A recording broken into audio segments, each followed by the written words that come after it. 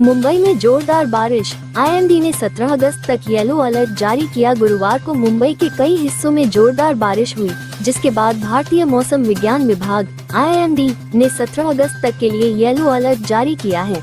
यह अलर्ट ठाणे, नवी मुंबई और कोंकण तट के 6 जिलों में भी लागू है। प्रशासन ने नागरिकों से विशेषकर बाढ़ प्रवण इलाकों में सतर्क रहने की अपील की है।